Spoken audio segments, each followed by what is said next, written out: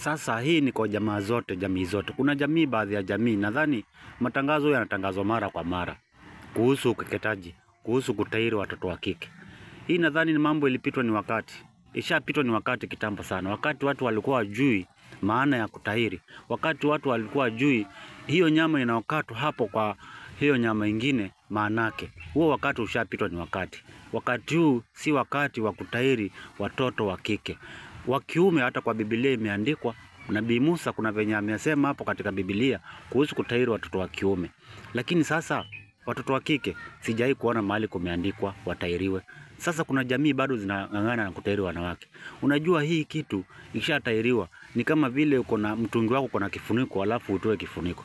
Basi ukitahiri mtoto wa kike, basi hiyo nyama inakaa wazi. Na ikikaa wazi pia utafiti umeonyeshana ile kitu hiyo kinembe inaokatwa.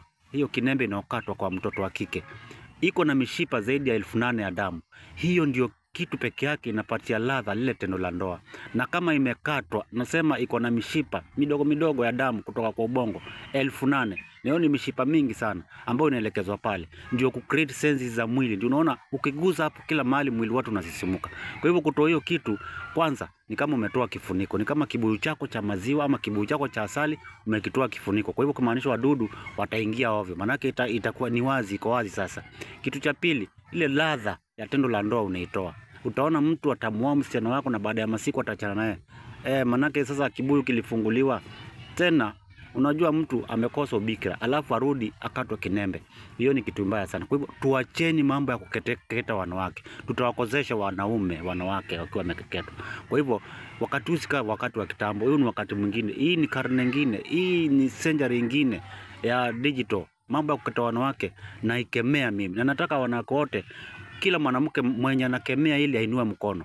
Ainueni mkono na waangalia. Okay, sawa. Naona mmeinua nyote mikono. Tukemee ile mambo ya kukeketa wanawake. Wasichana wasikeketwe. Jamaa fulani alikuwa ananiambia, mimi bibi yangu amezidi bwana. Bibi yangu anazidi. Manake anaipeane huko nje, anaipeane sana. Mimi nitampeleka akakeketwe huko hospitali. Akienda kuzaa nitaambia daktari amkekete. Wewe ni shauri yako. Ukimkeketa ndio utamchukua kabisa. Utamchukia kabisa. Unasema ati sijui anaipeana ama kama sivyo nitampeleka ashonwe abakishe kashimo ya kukojoa. Akishonwa abakishe kashimo ya kukojoa, wewe na wewe utaingizia wapi? Hiyo ni ufala mwanaume. Acha kufikiria hizo stories za jaba wewe. Kitu ni kwamba tuache ukeketaji. Tuache nini? Ukeketaji. Ndio hii mambo yakuwe sawa sawa. Ndio tudumu kwa ndoa zote. Ndio wasichana wetu pia wakuwe na raha, wakuwe na utamu. Hata sisi tujue tuko aje. Tujue hiyo maneno iko namna gani. Hii kitu ikuwe nzuri. Ukitoa sasa, wewe ushaikuona ile top layer ikitolewa kwa chakula inakuangaje?